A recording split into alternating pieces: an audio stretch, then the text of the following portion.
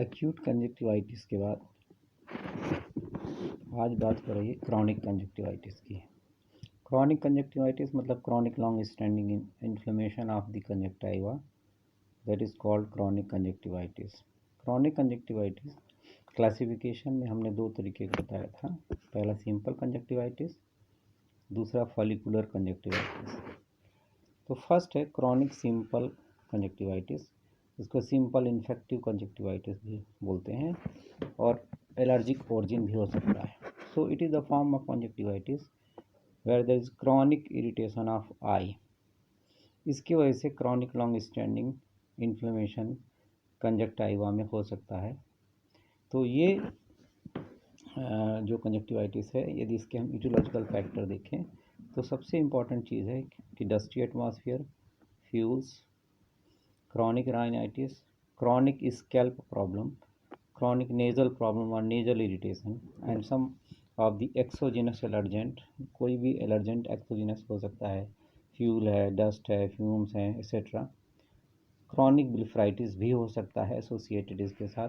तो ये chronic form है जो सिंपल फॉर्म है, साधारण फॉर्म है। अब इसमें जो डायग्नोस्टिक क्राइटेरिया में सिम्टम और साइन देखने को मिलते हैं, तो दफा वही सिम्टम लगभग कॉमन होंगे कि कांस्टेंट इरिटेशन होगा, आइज़ में पानी आएगा, इपिफोरा, फोटोफोबिया, ईचिंग होगी, रेडनेस होगी और कई बार कांस्टेंट वाटरिंग होने की वजह से आँखों के नीचे एक्जिमा भी हो जाते हैं। तो देयर में भी स्किन देयर में scarring, dryness under the I because of constant discharge और वाटरिंग फ्रॉम द आई। और कंजेशन निश्चित रूप से होगा। यदि आप एग्जामिन करेंगे तो इनर आउटर कैंथी जो है आइज़ की, इसमें आपको कंजेशन दिखाई पड़ेगा, जैसे यहाँ पर पिक्चर में आपको दिखाई दे रहा है। तो देयर में congestion of the inner and outer canthi. Dermatitis, अभी हमने आपको बताया कि डर्मेटाइटिस ज़रूर होगा कांस्टेंट वाटरिंग होने की वजह से, और मार्जिनल आईलिड्स में भी स्वेलिंग मिलेगी। तो ऐसे केसेस में, चूँकि लॉन्ग स्टैंडिंग जो है केसेस हैं, तो सबसे पहले उसको आँख धोने की सलाह दीजिए नॉर्मल सलाइन वाटर से। हेल्थ मेंटेन करिए, हेल्दी डाइट दीजिए और सनलाइट से बचने के लिए डार्क कलर के गॉगल्स को दीजिए। आई ड्रॉप अप्लाई करने के लिए बोलिए। और जो मेंटेनिंग फैक्टर हैं, डस्ट है, फ्यूल है, फ्यूम्स हैं, इनसे अवॉइड करें। तो ये काफ़ी हद तक ये कम हो जाता है।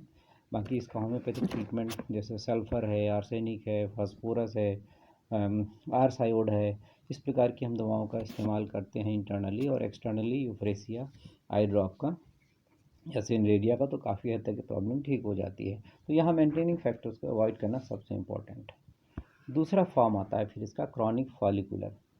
तो फॉलिकुलर फॉर्म है, ये हमेशा वायरल इन्फेक्शन की वजह से होगा, जो adeno virus and herpes virus यहाँ पर रिस्पॉन्सिबल फैक्टर के रूप में होते हैं। छोटे बच्चों में भी हो सकता है। और आगे चल करके यहाँ जो इन्वॉल्वमेंट का साइट है वो लोअर फॉर्निक्स है।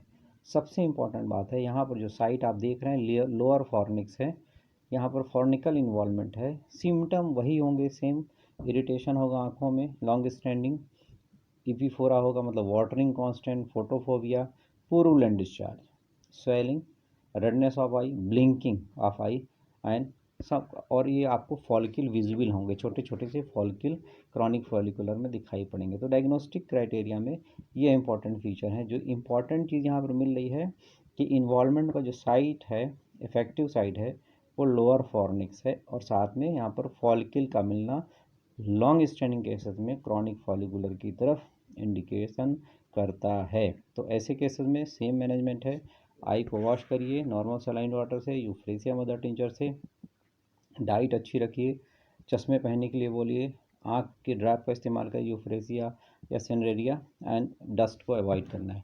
तो वही मैनेजमेंट है जो अभी ऊपर देखा। अब बात आती है एंगुलर कंजक्टिवाइटिस की। यहाँ पर एक तरफ आँख अफेक्टेड होगी एंगल में आकर के, जैसे यहाँ पर इन्फेक्टिव ओरिजिन होगा हमेशा डिप्लोकोकस वाला। तो डिप्लोकोकस जो है स्पेशली इन्वॉल्व होंगे इसमें। फोकाई आप देख रहे हैं, डिप्लोकोकस इफेक्टिव साइड है, इनर एंड आउटर कैंथी, आंखों का इस साइड या उस side, inner and outer Kainthi का इन्वॉल्वमेंट साफ दिख रहा है कि आंख का इन्वॉल्वमेंट किधर है पिक्चर में। एंगुलर इन्वॉल्वमेंट है, इसलिए हम इसको एंगुलर बोलते हैं। Congestion, redness, oedema, epiphora common symptom है जो भी आप सब देखते हुए लगातार चले आ रहे हैं। कन्फर्मेटरी डायग्नोसिस के लिए स्वैब टेस्ट करना पड़ेगा। फिर एक क्रॉनिक कंजक्टिवाइटिस का फॉर्म एक्सेप्शनल फॉर्म है जिसको आप ट्रैकोमा बोलते हैं, जिसको आप इजिप्टियन कंजक्टिवाइटिस बोलते हैं। यहाँ भी इन्फेक्शन ओरिजिन है क्लैमिडिया ट्रैकोमेटिस। जो कॉजुअल एजेंट है that is chlamydia ट्रैकोमेटिस। Involving area क्या क्या है? पल्पिब्रल एरिया है, बल्बर एरिया है, कॉर्निया है।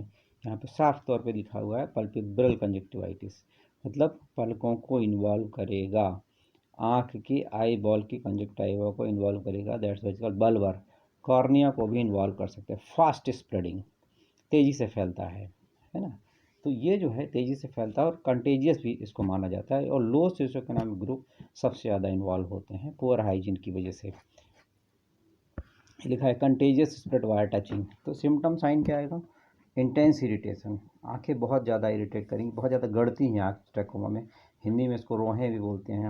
अक्सर ही गाँव में होता है कि आँखें बहुत ज़्यादा गड़ती हैं। लॉन्ग स्टैंडिंग हिस्ट्री, आइज़ खोल नहीं पाता पेशेंट, इतना ज़्यादा इरिटेशन होता है। कांस्टेंट ब्लिंकिंग होती है इसमें आँख, क्योंकि खोल नहीं पाएगा तो ब्लिंकिंग होगी, इपिफोरा होगा, फोटोफोबिया होगा। इस तरीके के कॉमन जो सिम्टम हैं यहाँ भी आते हैं। चूँकि मेनली क्या है कि ये जहाँ पर पैथोलॉजिकल डेवलपमेंट देखिए पैपिली बनेगी, फॉल्किल बनेगी, फिर पन्नास बनेगा। तो ये प्रोग्रेसिव एंड रिग्रेसिव पन्नास इसमें इस प्रकार से बनते हैं। तो ये पन्नास बनना, प्रोग्रेसिव एंड रिग्रेसिव पन्नास बनना इस ये ट्रैकोमा की पहचान होती है। तो ये chronic long standing inflammation of the conjunctiva है। और ये काफ़ी गांव में सोशो इकोनॉमिक जो ग्रुप के पर्सन हैं या खेती मजदूर किसान जो लोग हैं उनमें अक्सर देखी जाती है कि इस प्रकार की जो है प्रॉब्लम हो जाती है। अब बात आती है मैनेजमेंट की। मैनेजमेंट में सेम है, आइसोलेशन करिए, ऑप्थेल्मिक हाइजीन मेंटेन करिए, स्पेक्टिकली गॉगल का यूज़ करिए। डार्क कॉम्प्लिकेशन में ये साफ है कि यहाँ पर स्कारिंग हो सकती है, कॉर्नियल अल्सर हो सकता है, कॉर्नियल हाइजीनेस हो सकता है, और कई बार पेशेंट की आंख भी चली जाती है। इसको ब्लाइंडनेस बोलते हैं, because corneal opacity, cornea opaque हो जाएगा इसकी वजह से, इसलिए ब्लाइंडनेस हो जाएगा। सर्जिकल ट्रीटमेंट यहाँ पर इस कंजक्टिवाइटिस में सर्जिकल ट्रीटमेंट इंडिकेटर है। या तो इनको एक्साइज किया जाएगा, जिसको आप सर्जिकल एक्सीजन ऑफ लीजन बोलते हैं, वॉल्कल्स को हटाया जाएगा, या फिर टेरेसेक्टोमी की जाएगी। तो टेरेसेक्टोमी is the treatment of choice, that is surgical. Next आती है एलर्जिक कंजक्टिवाइटिस। एलर्जिक कंजक्टिवाइटिस जैसे नाम से ही क्लियर है कि इसकी ओरिजिन एलर्जिक होगी, या तो एक्सोजिनस एलर्जेंट होंगे या इंडोजिनस एलर्जेंट होंगे। तो एलर्जिक कंजक्टिवाइटिस जो है में सिम्टम देख लिया, कॉमन दिख रहे हैं, इंटेंस इचिंग, इरिटेशन कर, कांस्टेंट ब्लिंकिंग, एपीफोरा। फिर मैनेजमेंट वही सेम है, लेकिन हम यहाँ पर एलर्जी कंजक्टिवाइटिस को दो रूप में देखते हैं, या तो फ्लैक्टिनुलर दिखाई पड़ेगी या वर्नल दिखाई पड़ेगी। अब जो पहली वाली है फ्लैक्टिनुलर कंजक्टिवाइटिस, ये इसको हम एक्जिमेटस कंजक्टिवाइटिस भी बोलते हैं। तो ये अफेक्टिंग साइड क्या है? लिम्बल कंजक्टाइवा है अराउंड कॉर्निया, कॉर्निया के आसपास का जो कंजक्टाइवा है ये ज़्यादा इन्वॉल्व होगा। एज ग्रुप क्या है? 4 से 5 साल, छोटे बच्चों में, 10 साल से कम के बच्चों में हमको फ्लैक्टिनुलर कंजक्टिवाइटिस देखने को मिलती है। इटियोलॉजी क्या है? इंडोजिनस एलर्जेंस, ऐसे बच्चे जिनको टीबी की हिस्ट्री हो या प्राइमरी कॉम्प्लेक्स की हिस्ट्री हो, रिपीटेड टॉन्सिलाइटिस की हिस्ट्री हो, ऐसे लोगों में फ्लैक्टिनुलर कंजक्टिवाइटिस अक्सर देखने को मिलता है, जिसमें सिम्टम तो कॉमन आइज़ के ही होंगे कि constant irritation, photophobia, constant blinking, epiphora, ये सब सिम्टम कॉमन होंगे। लेकिन एक इंपॉर्टेंट डायग्नोस्टिक साइन है कि फ्लैक्टिन्यूल्स आपको लिम्बल कंजक्टाइवा में, मतलब कॉर्निया के आसपास आपको छोटे छोटे फ्लैक्टिन्यूल्स दिखाई पड़ते हैं, गठाने दिखाई पड़ती हैं, जो ही पहचान है कि फ्लैक्टिनुलर कंजक्टिवाइटिस है। नॉन कंटेजियस होता है, ऐसा नहीं कि टच से फैले। ये क्रॉनिक फॉर्म है एलर्जी कंजक्टिवाइटिस का, जिसमें फ्लैक्टिन्यूल का बनना ही मेन इंपॉर्टेंट डायग्नोस्टिक फीचर है। मैनेजमेंट क्या करेंगे?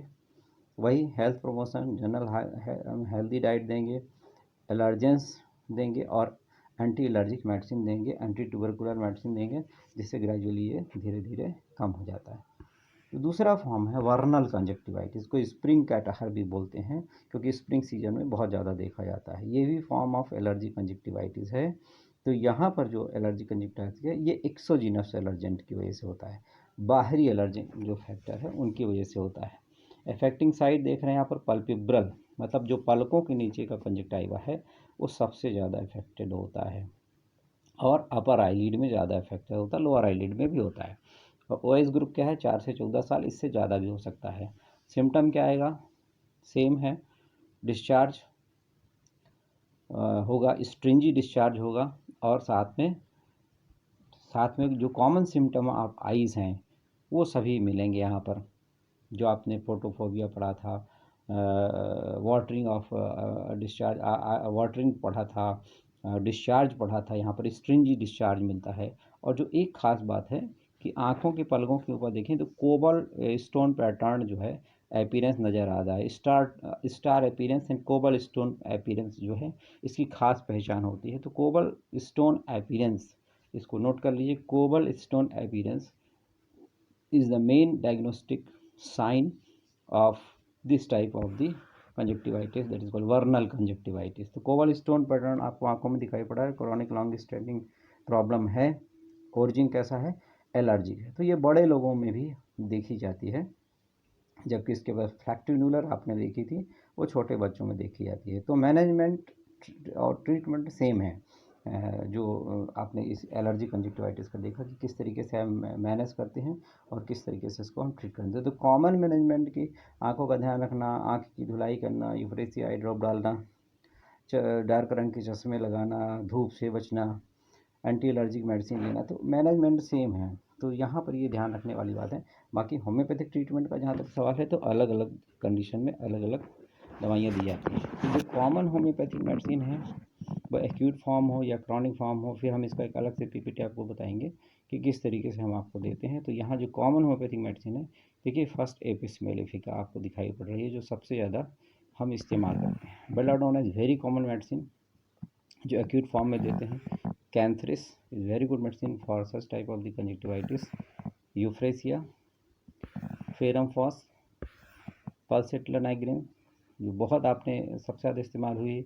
करेक्टरिस्टिक ऑफ डिस्चार्ज के ऊपर रस्ट्रक्स, बरसात के सीजन में अक्सर आपने देखा होगा कंजक्टिवाइटिस हो जाती है, इडिमा हो जाता है, फोटोफोबिया होता है, आई पेनफुल हो जाती है, तो बहुत ज़्यादा इस्तेमाल। Argentum nitricum specially gonococcal conjunctivitis के लिए हम सबसे ज़्यादा आर्जेंटम नाइट्रिकम का इस्तेमाल करते हैं। Merc sol for specially for gonococcal and diphtheric conjunctivitis में हम इसका इस्तेमाल करते हैं। Hepar sulph very good medicine for the conjunctivitis.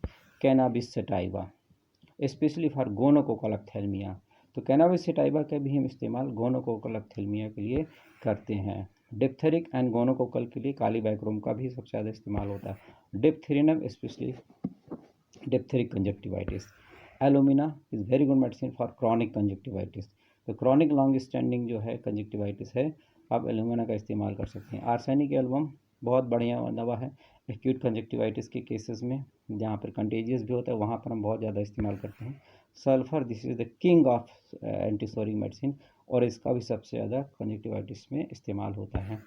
आरम metallicum, syphilitic background आपने पढ़ा होगा आरम का चूँकि है, इसलिए ये भी बहुत अच्छा काम क्रॉनिक कंजक्टिवाइटिस में करता है। Aconite napellus, ars iod is very good medicine. Merc cor phlyctenular conjunctivitis, this is very good medicine for the phlyctenular conjunctivitis. Next thuja especially for flactinular conjunctivitis and trachoma. So these are the important medicine for the case of conjunctivitis. So this is the classification, diagnostic criteria, features and homeopathic management of the conjunctivitis. Okay, thank you.